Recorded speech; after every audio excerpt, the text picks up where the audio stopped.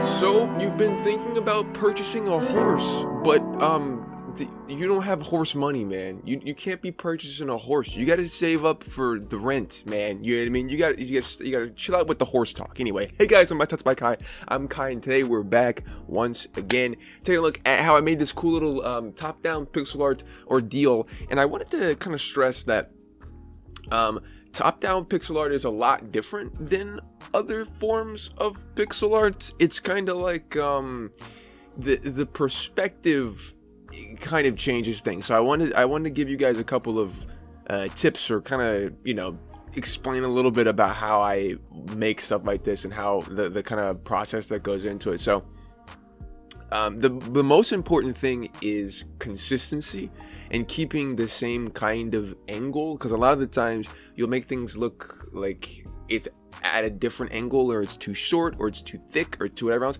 And the thing that really kind of decides that is how big the top of whatever the object you're working on is. So if you look at this little dresser here, this little shelf, or whatever you want to call it, or whatever you want to say that it is. I was saying it was a shelf, but the shelf was just empty because I like the way it looked empty. But if you look at these things, you look at the surface of this, right? So the edge of this table even, right? You can tell the thickness of it just by looking at the edge there with that nice little highlight on there. So you want to kind of keep the chairs and everything at a similar kind of angle, because if you do it in the wrong way, it'll start looking like things are at a different angle and it'll start looking weird. You don't want it to look it's too straight on, like how the chair started looking in the beginning there before I added like the depth to it and stuff. You don't want it to be flat, and you don't want it to be at the angle that the chair just was before I fixed it, because it starts kind of looking a little weird.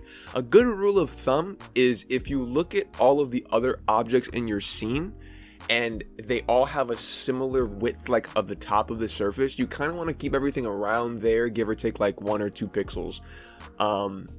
Also, if you can't tell, the use of color here is like completely, I mean, most pixel art, the use of color is the thing that's like the most important, but with this, it's like literally just the colors that's important. It's actually insane, because the edge of the table is only created with 2 pixels, with 2 colors, a lighter one and a normal colored one.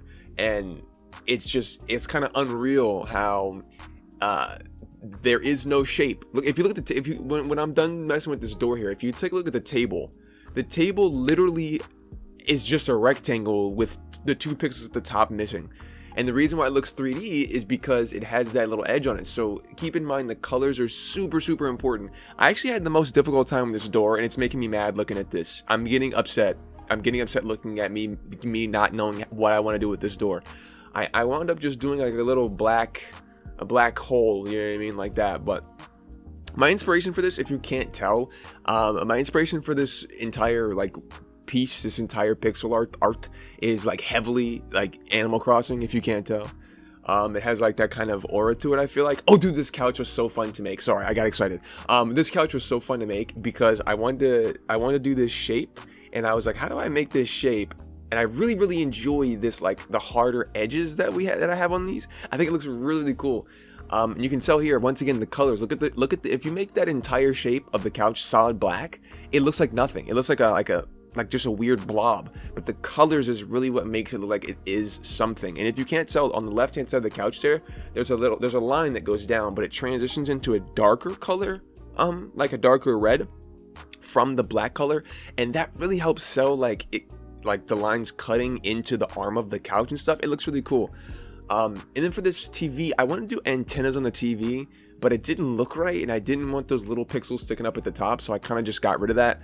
I fiddled with this a little bit too, because I didn't really like the shape of it, but I wound up just leaving it simple. That's the most important thing, guys, just keeping things simple, and not overdoing it. That's the most important thing. Don't overdo it. Make it super simple, and just keep the consistency in your angles.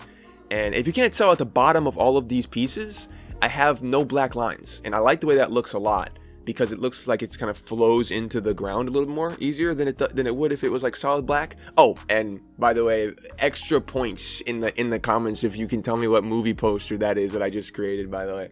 I thought that was a cool little Easter egg. But oh, with the carpet, I wanted to add some textures of the carpet because I didn't think it looked finished, but I like the solid color stuff better. I just like solid colors, guys. I just like it.